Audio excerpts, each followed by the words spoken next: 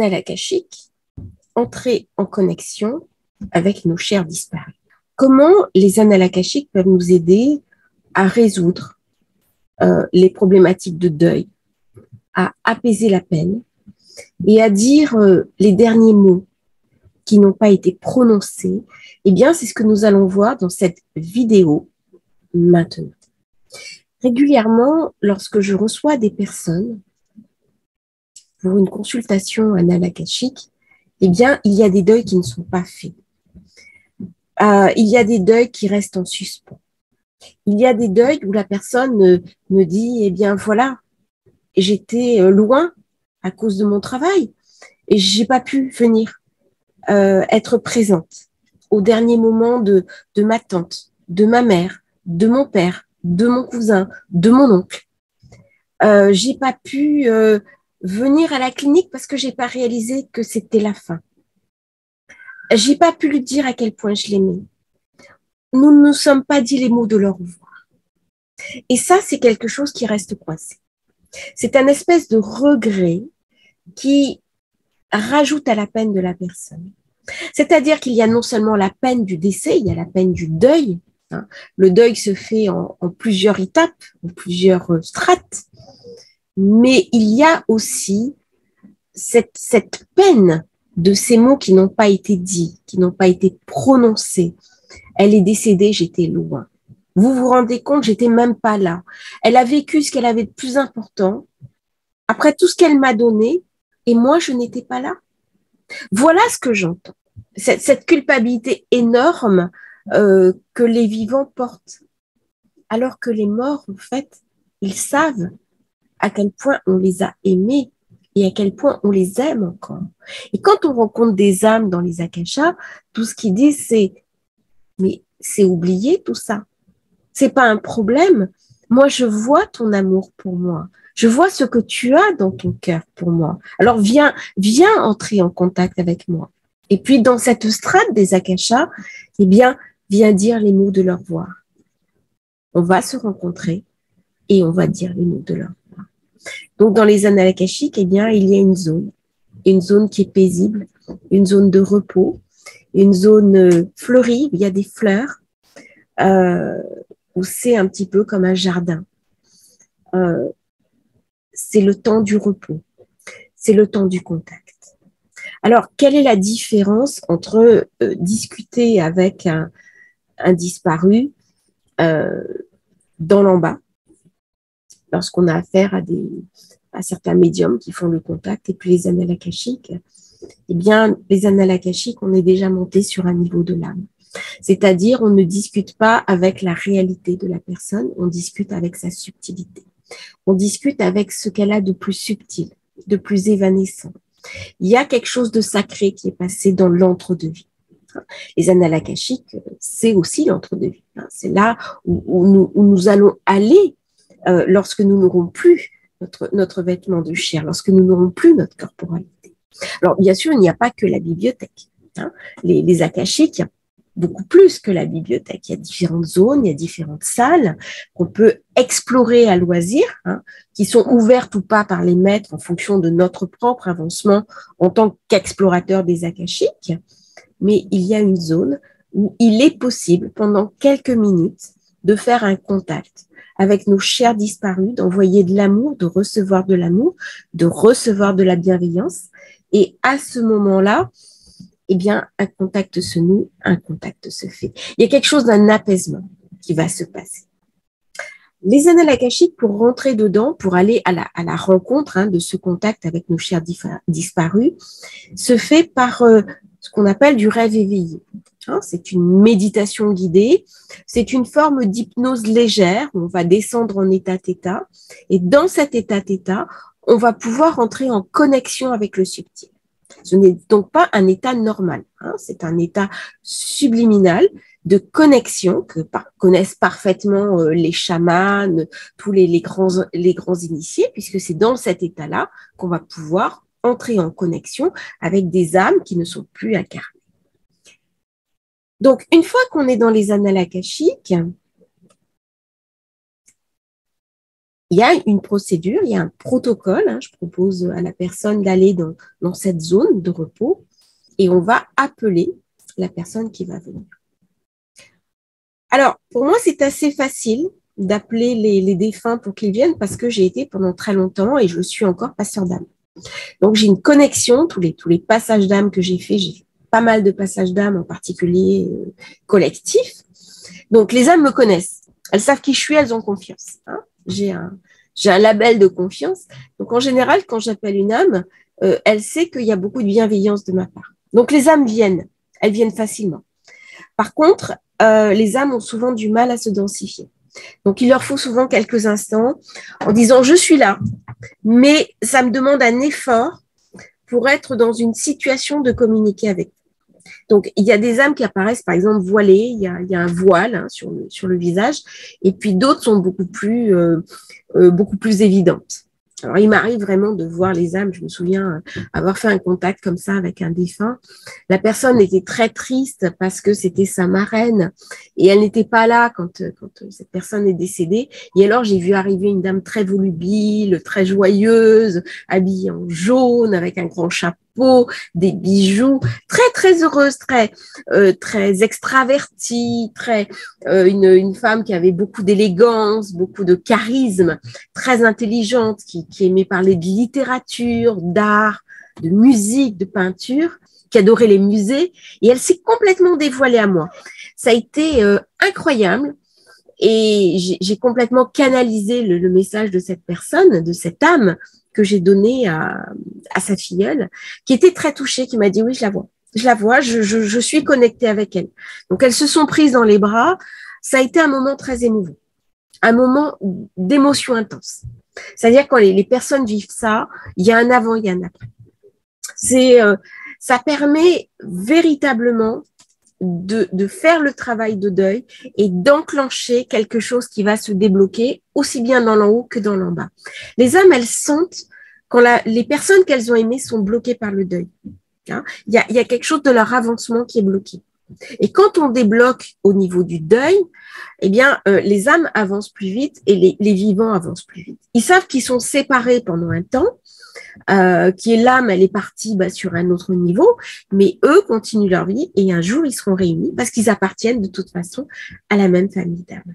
Quand on a des deuils comme ça, où on a besoin d'aller de l'autre côté pour voir la personne, c'est qu'en général, on appartient à la même famille d'âmes. Alors, il y a eu... tout à l'heure, j'étais en rendez-vous akashique, j'ai guidé une personne qui avait perdu sa sœur et qui était vraiment dans des grandes souffrances de ce deuil qu'elle n'arrivait pas à faire. Et en fait, sa sœur était malheureusement décédée d'un cancer, dans des douleurs assez intenses, et c'était le moment. Voilà, son corps était épuisé, elle n'avait plus la force de se battre, elle était arrivée au bout de quelque chose et elle était heureuse d'avoir lâché. Mais elle n'avait pas envie que son autre sœur traîne les pieds derrière. Elle avait envie qu'il y ait des retrouvailles, il y avait quelque chose à être dit, il y avait une rencontre à faire avant que chacun reparte habiter le monde dans lequel il était. Donc, ce sont des travaux qui sont très importants dans le travail du deuil, dans le travail de comment je vais passer le passage, comment je vais vivre sans cette personne. Alors, au départ, quand on a le deuil, c'est difficile de se dire, voilà, il est parti. Il est parti, je ne le reverrai pas. C'est terrible. C'est terrible, le manque, le deuil. Hein. On est confronté à quelque chose qui est absolu. Dans tous les cas, une personne déménage, on peut aller la voir. Une personne change de pays, on peut voyager, mais le deuil, c'est fini. Alors, on va au cimetière, il y a quelque chose qui reste de la personne au niveau des os, du corps. On peut se sentir proche de la personne. Quand on est sur la tombe, on amène des fleurs, mais quelque part, elle n'est pas là. Et ça laisse un vide. Donc, il y a des personnes qui vont sans arrêt au cimetière et qui ne sont pas apaisées parce qu'ils ne sentent pas la personne. C'est très froid, c'est très austère. Par contre, quand on va dans les annales akashiques, il y a une vraie rencontre qui se fait d'âme à âme et une connexion qui se fait d'âme à âme. Alors, ça ne dure pas très longtemps, ça dure quelques minutes, assez pour se nourrir de la présence de l'autre. Hein. C'est comme un petit coup de fil, en fait, qu'on passerait. Oui, je vais bien. Je vais bien, je t'aime, je pense à toi. Hein. Avant Internet, avant Facebook, avant YouTube, on passait un téléx. Hein, on passait un télégramme. Voilà, je suis là, je pense à toi. Hein. On est bien arrivé. Quand avec mes parents, on allait au bout du monde et puis on envoyait un message aux grands-parents qui étaient restés en France. Voilà, on vous aime, on pense à vous, on est bien arrivé. Eh bien, ça suffit. Ça suffit à débloquer un travail de deuil. Donc, les personnes avancent après. On est séparés pendant un temps, mais on va se revoir. On sait que la personne, elle est bien là où elle est. Elle est en paix. Elle est en paix, elle nous aime, elle nous a pas oubliés. Donc, elle est passée de l'autre côté, mais elle est quand même passée avec ses souvenirs. Elle est passée avec l'amour qu'elle nous portait. On n'a pas été oubliés, on n'a pas été effacés. Et ça, c'est vraiment rassurant. C'est rassurant déjà de savoir que la personne est en paix, qu'elle est dans une zone bienveillante pour elle, qu'elle est souvent mieux que ce qu'elle n'était dans un corps, surtout un corps qui était devenu un corps de souffrance. Ça, c'est le premier point.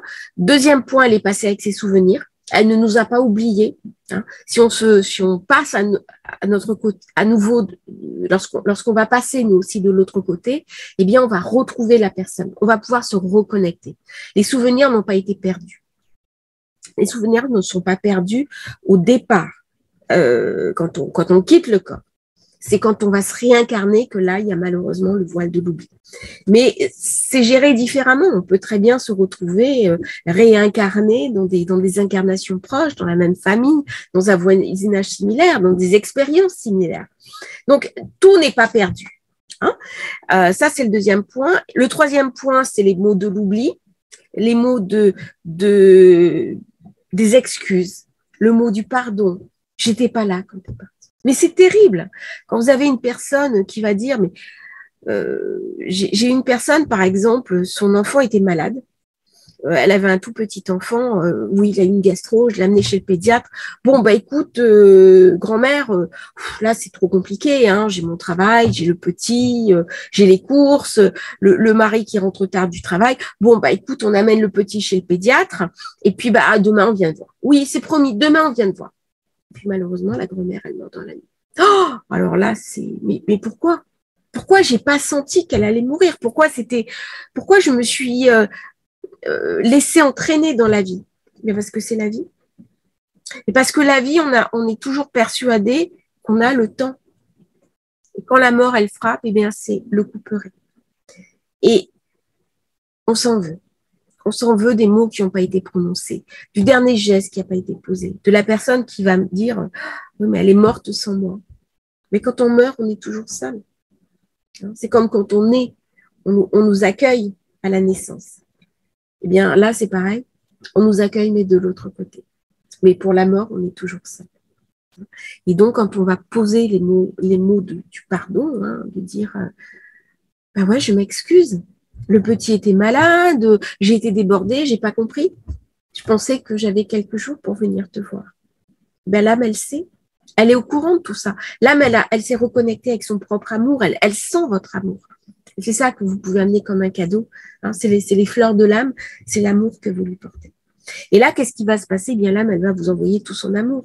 Et vous allez recevoir en vous cette connexion d'âme à âme qui est extraordinaire. C'est des moments quand je conduis des personnes dans les annales akashiques qui sont extraordinaires. La reconnexion avec l'âme d'un défunt, c'est quelque chose d'extraordinaire. Il y a toujours beaucoup d'émotions de ma part. Il y a toujours beaucoup d'émotions. C'est vraiment quelque chose qui aide le deuil. C'est très, très fort. Hein. C'est vraiment... alors, je vais voir les étapes du deuil.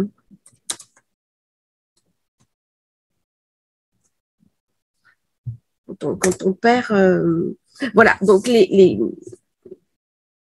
ça va aider, en fait, à rentrer dans l'acceptation.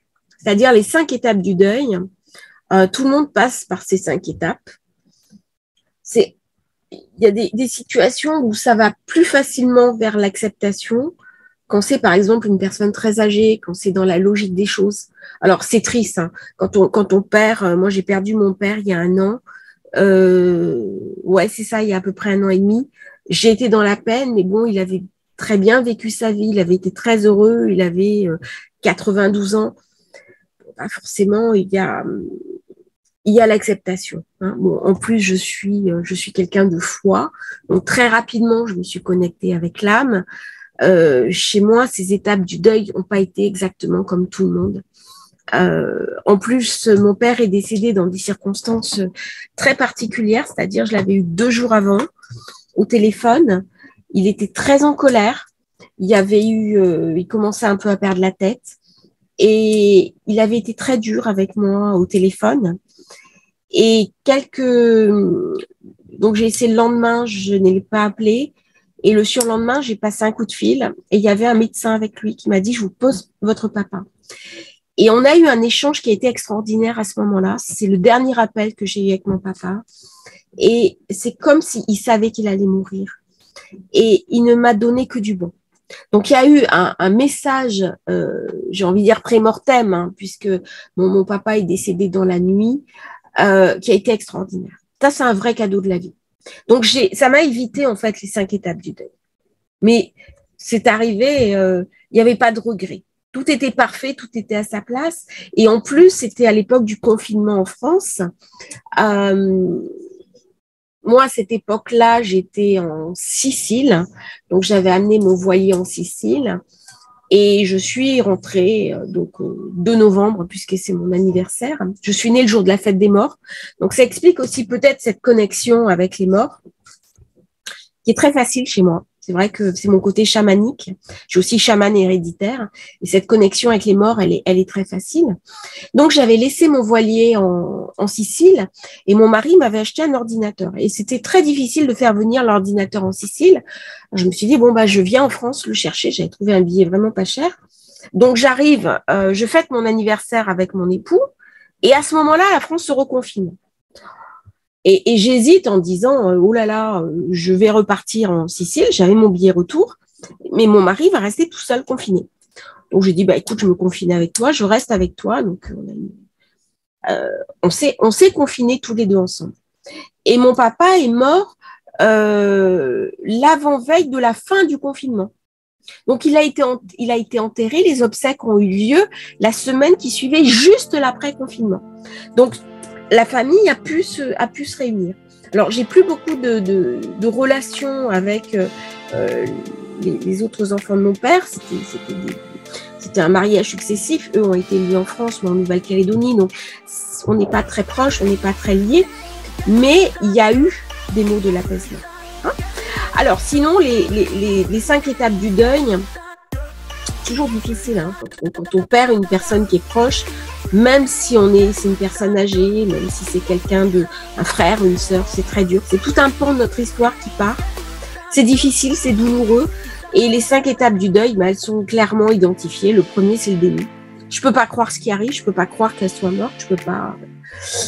N'empêche qu'on est bien obligé de faire les formalités. On est devant la tombe ouverte. C'est bon. Alors ça, c'est très difficile le déni quand par exemple, c'est une mère qui va perdre un enfant, un père qui va perdre un enfant. C'est des enfants qui meurent, c'est terrible. Là, c'est abominable. Hein. Quand on est dans un deuil qui est quelque part contre nature, hein, parce que quand on perd je dirais même si on aime beaucoup nos parents, mais malheureusement, c'est dans l'ordre des choses. Par contre, un enfant, là, c'est vraiment les deux zones, les 3 premières zones, hein, qui sont vraiment les 4 premières zones même. Première, c'est le déni. Je peux pas croire ce qui est arrivé, j'arrive pas à l'accepter. Bon, ça fait des gens qui n'arrivent pas à ranger une chambre, qui n'arrivent pas à mettre les affaires de l'enfant en carton, la chambre rangée telle quelle, on va sur la tombe de l'enfant, on a même tous les jouets. C'est des choses qui sont très très dures. C'est le déni. L'instant d'après, c'est la colère. Alors ça peut alterner. Hein. Dans la journée, on passe par le déni, on passe par la colère, on est en révolte. Mais pourquoi lui, c'est pas juste. Enfin, quand on perd un enfant, en effet, c'est pas juste. Enfin, c'est pas la logique des choses, c'est terrible. Quand tout le bon qu'on avait, quand tout l'amour qu'on avait, quand quelqu'un part trop vite, hein, d'un accident, trop jeune, quand on perd son conjoint, sa conjointe, son frère, sa sœur, son père, sa mère, trop jeune, déni, colère, putain, voilà, colère, Colère, on en veut à tout le monde, surtout des forces surnaturelles. On comprend pas. Colère, c'était très présent, par exemple, quand il y a eu les attentats.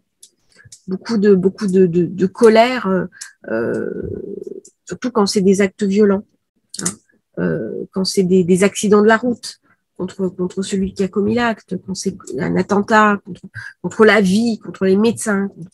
Voilà, il y a la colère, ça fait partie de l'étape du deuil. Ensuite, il y a le marchandage. Le marchandage, c'est des gens qui vont faire de la magie, c'est des gens qui vont aller faire tourner des tables, c'est des gens qui vont faire, des fois, qui vont chercher à garder l'âme prisonnière. L'âme, il faut la laisser partir. De toute façon, vous êtes dans un état, quand on a un deuil, malheureusement, il y a quelque chose qui s'est arrêté, quelque chose qui est hors de notre volonté. C'est très dur, hein. C'est très, très dur. J'en parle comme ça en théorie, mais quand c'est des choses qui sont très lourdes, c'est terrible, la souffrance humaine. C'est un vrai, ça c'est le mal, c'est le malheur. Hein. C'est terrible. Et donc c'est humain de dire, bah oui, mais je veux pas que ça parte. C'est du marchandage. Je veux pas qu'elle parte. Je veux pas perdre mon enfant. Je veux pas perdre mon conjoint. Je veux pas perdre mon épouse. Je veux pas. Je veux pas.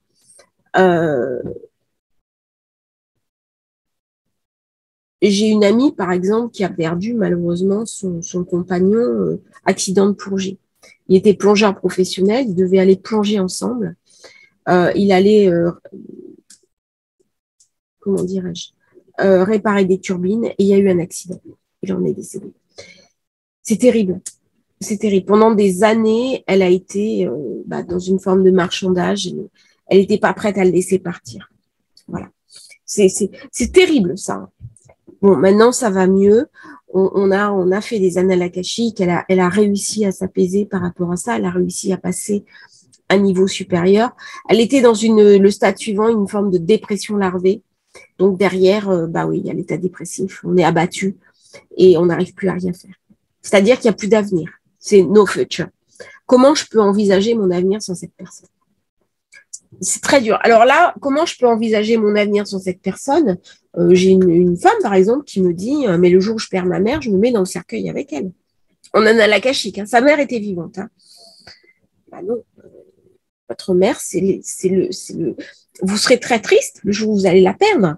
Mais vous êtes vivante. Hein. C'est pour ça qu'on a des enfants. On leur donne la vie pour que la roue de la vie continue. La dépression, alors, c'est... et donc, elle anticipait déjà cet état dépressif le jour où elle allait perdre sa maman. Ça, quand on va voir les annales akashiques, ça aide énormément. Quand on a des personnes qui sont en état de... Alors, bien sûr, la colère, le marchandage, la dépression, ça aide énormément. Ça aide énormément à passer au stade suivant, qui est l'acceptation.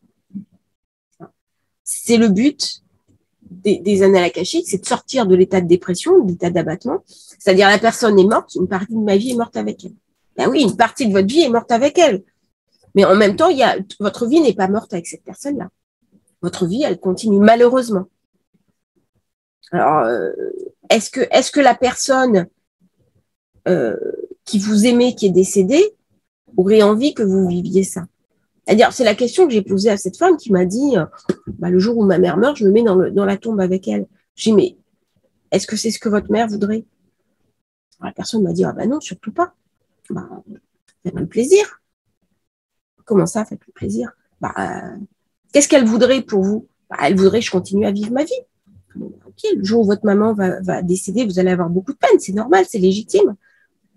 Mais qu'est-ce qu'elle veut pour vous? Qu'est-ce qu'elle projette pour vous? Je suis heureuse que je continue ma vie. Et projeter ça.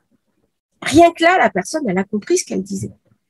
Qu'est-ce que les anciens, les décédés, c'est pour ça qu'il y a l'héritage aussi.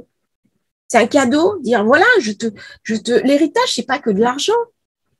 Surtout pas de l'argent, l'héritage. L'héritage, c'est un lien de filiation. Tu vois, je suis pas là, mais en même temps, je suis là. C'est moi qui vais te permettre de faire des choses. Dans le subtil, laisser quelque chose à ses enfants, à ses parents, c'est important. C'est une œuvre spirituelle, c'est une œuvre matérielle. C'est dire, tu vois, je te libère. Le jour, d'ailleurs, il y a des parents qui disent, mais attends, le jour où tu seras plus là, tu n'auras plus de problème. Tu vas hériter de ce que j'ai. Donc, les parents, ils ont envie que leurs enfants continuent leur vie. Alors, cet état de dépression, c'est vrai, quand on perd un enfant ou quand on perd un conjoint, des fois, c'est beaucoup plus long, beaucoup plus difficile. Ça demande un vrai travail de deuil dessus. Parce que là, par contre, c'est beaucoup plus lourd. Mais là, les annales akashiques peuvent vraiment nous aider. Hein. Donc, on va dans les annales akashiques, on se met en relation avec l'âme de la personne, avec son côté le plus subtil. Hein. C'est pas l'âme du bas, c'est vraiment l'âme qui est en haut, qui est en relien avec la source, avec le divin. Et là, il y a des mots d'apaisement, il y a des énergies qui vont entrer en corrélation. Et on sent l'énergie de la personne. C'est ça qui est fou. C'est-à-dire, vous entrez véritablement avec la connexion de la personne. C'est complètement différent d'un médium qui va vous dire, oui, je la sens, elle a tel message pour vous. Ça aide déjà. Mais quand vous êtes en connexion, comme si la personne était dans la pièce, vous ressentez son énergie. Ça, c'est quelque chose d'incroyable. Les gens me disent, mais elle était là. Ben oui, elle était là. Son énergie était là. On l'a appelée, elle l'a fait venir. Alors, pourquoi j'arrive à le faire? Mais parce que j'ai un parcours de passeur d'âme. J'ai un parcours qui est quand même très particulier. Hein. Et là, ça apaise vraiment. Et ça, c'est quelque chose que les gens qui font des lectures annales akashiques ne font pas forcément. Et vraiment, ça débloque au niveau de la vie de la personne endeuillée. Et après, elle peut rentrer dans ce qu'on appelle l'acceptation. Ça ne ramène pas la personne. Ça ne ramène pas la personne. Mais elle accepte de regarder ce qu'elle a vécu avec la personne avec bienveillance. Elle regarde les souvenirs. Elle se met à rire en disant « Oh là là, mais on avait fait ça ensemble ». Elle ouvre un tiroir, elle trouve une carte. « Oh bah tiens, à ce moment-là, on avait fait… » Et il y a une espèce de douceur. Voilà. Elle a intégré le deuil. C'est un livre se ferme, un autre s'ouvre. Et il y a une douceur qui se met en place. Il y a une plénitude. On va tirer le meilleur de la relation qu'on a eue avec la personne. On va tirer le lien. Et c'est ça, en fait, les familles d'âme. Hein. C'est d'accepter qu'une personne nous a apporté énormément de choses à un moment donné, mais tout est dans l'impermanence. Les Asiatiques sont beaucoup plus forts que nous pour l'impermanence. Quand j'étais enfant, je vais vous raconter une belle histoire, j'ai assisté à une crémation à Bali. J'avais complètement oublié que j'avais été à Bali. Alors, comment est-ce qu'on peut oublier qu'on a été à Bali? Ça, c'est un truc. J'ai réalisé qu'en faisant des annales akashiques, d'un coup, j'ai vu cette crémation. Je dis, mais c'est vrai, j'ai vu une crémation à Bali. Et c'est un des derniers trucs que mon père m'a dit. Il m'a dit, tu te souviens, quand on avait assisté à cette crémation à Bali? Et en fait, j'habitais en Nouvelle-Calédonie, je suis rentrée en France avec mes parents, j'avais 7 ans. Et à 7 ans, mes parents avaient fait un stop de 3 jours à Jakarta. Et on avait vite été à Bali. Donc, ça avait été quelques jours. Et en marchant dans la rue, on s'était stoppé. Je m'en souviens très bien, j'étais enfant. Hein. Et il y avait donc une procession avec plein de fleurs, de champs, des fleurs et tout. Et ils nous avaient fait venir, ils nous avaient appelés pour venir. Et ils nous avaient mis des couronnes de fleurs et tout. Et pour honorer le mort, ils nous avaient fait venir. Ils nous avaient donné des gâteaux, des boissons et tout. Ils nous avaient dit, mais venez avec nous, ça honore le mort. Et en fait, à Bali, eh bien, le mort est présenté. Hein. Donc, il y a tout un processus de présentation. Il est entouré de fleurs. Il y a des fêtes, il y a de la danse, il y a de la joie. Alors, bien sûr, la famille est triste, hein, forcément, parce que dans toutes les cultures, hein, quand on perd quelqu'un, on est triste parce que bah oui, ok, il a quitté l'incarnation, il a quitté les problèmes, mais bon, on va plus le voir, hein, le papé qu'on aimait beaucoup, qui était tout gentil avec nous. Donc on est un petit peu triste, mais en même temps on est content parce que l'âme elle part dans de bonnes conditions. Et par contre tout le monde est joyeux. Hein, c'est une grande fête. Donc honorer la mort, c'est être joyeux que la personne soit partie, qu'elle soit libérée. Et alors, on fait la fête, on invite du monde, on mange des gâteaux, on danse et on est joyeux. Et l'âme, elle part sur un grand mouvement de bonheur. Et ça, c'est quelque chose que je garde, cette énergie. Hein. Et toutes les personnes qui ont assisté à des crémations à Bali le diront, hein, c'est extraordinaire. C'est une des cérémonies les plus joyeuses du monde. C'est les rites mortuaires. Et il y a plein de rites mortuaires comme ça qui sont beaucoup moins lourds qu'en Occident. C'est vrai qu'en Occident, on a gardé quand même l'idée d'un cérémonial qui est lourd, qui est dense, qui est très dur, hein, avec du noir. Avant, les femmes portaient le grand deuil en noir avec les voiles, ça plombait. Hein. Que là, quand on voit ces crémations, voilà, la personne, elle est heureuse. L'âme, elle est libre. Et en fait, de l'autre côté, dans les annales akashiques, c'est ce que vous dit l'âme. Mais je suis libre, je suis heureuse. Des fois, on voit apparaître des gens qui étaient tout vieux, tout ridés, tout flétris. Oh, mais regarde, j'ai repris un corps de jeune femme. Moi, j'ai ma marraine, par exemple, elle souffrait à la fin de sa vie en me disant, mais regarde à quoi je ressemble plus à rien. Je suis une vieille pomme ridée, je suis moche, je suis décatie, je suis marraine, quand même, t'as 86 ans, bon.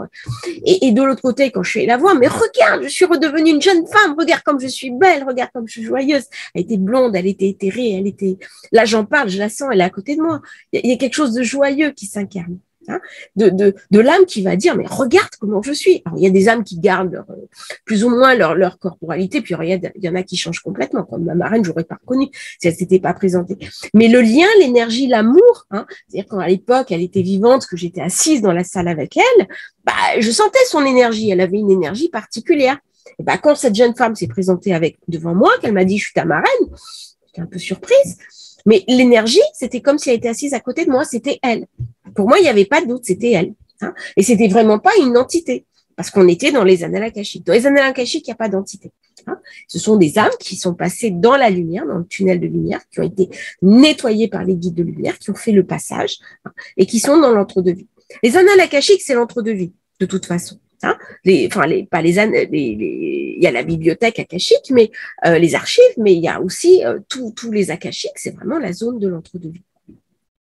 Donc, quand on est connecté comme ça sur cette joie, c'est vrai que cette joie à Bali, bah, c'est ce qui m'a aidé aussi à faire du passage d'âme. Hein, c'est pas en étant connecté sur le côté sombre, difficile, lourd de la religion chrétienne que j'aurais pu faire ces passages de libérer l'âme. C'est-à-dire, j'avais une vision qui était différente de la mort, qui n'est pas forcément acceptée socialement. Mais bon, c'est vrai qu'à Nouméa, on considérait, par exemple, chez les Mélanésiens, c'est le culte des ancêtres. Les ancêtres, ils sont vivants, les morts sont vivants. Les morts ne meurent pas. Hein, c'est le culte des ancêtres. Il faut faire attention à ce qu'on dit d'eux, hein, parce que sinon, oh là là, il va venir te tirer par les pieds la nuit. Les morts sont vivants. Alors, c'est important quand même, quand on fait du décodage familial, de savoir qui est mort, qui est vivant. Parce que si on vit complètement avec les morts, ça pose problème aussi. C'est vrai qu'à Nouméa, par exemple, bah, vivre avec les morts, ça empêche aussi d'avancer. Hein.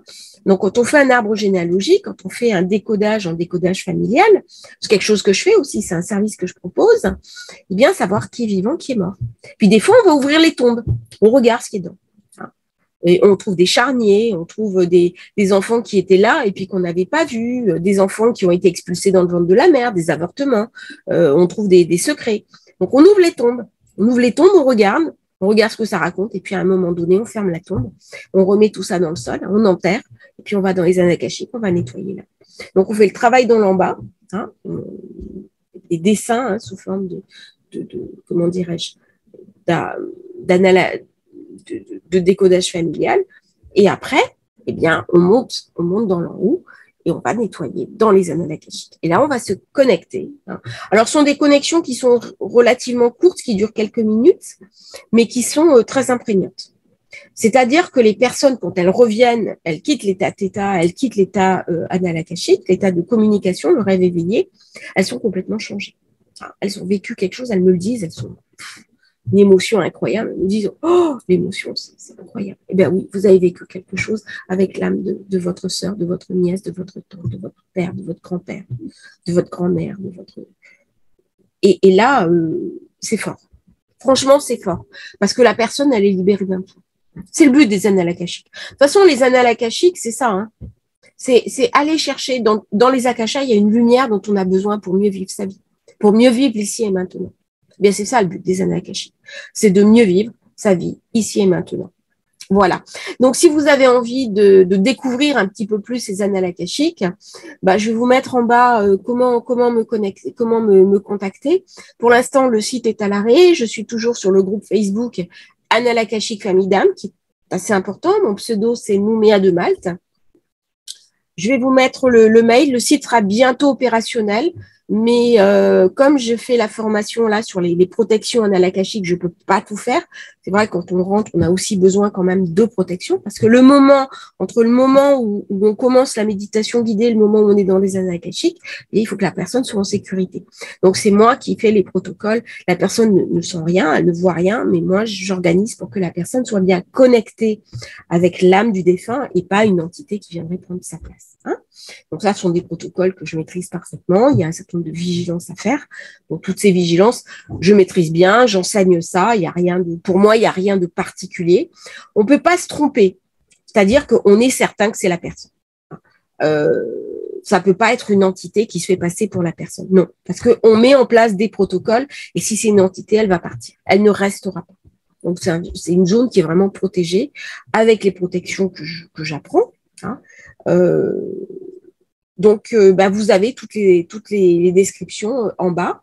Et si vous voulez, retrouver, partager un instant, apaiser un deuil, vivre un instant ou découvrir les annales akashiques, vous savez que je fais des séances annales akashiques où je vous amène vous-même par un certain nombre de techniques dans l'énergétique de vos akashiques.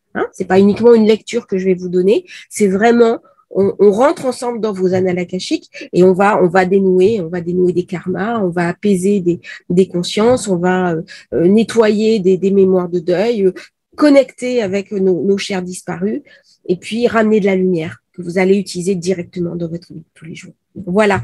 Namasté à tous et puis à demain pour une nouvelle vidéo. Au revoir.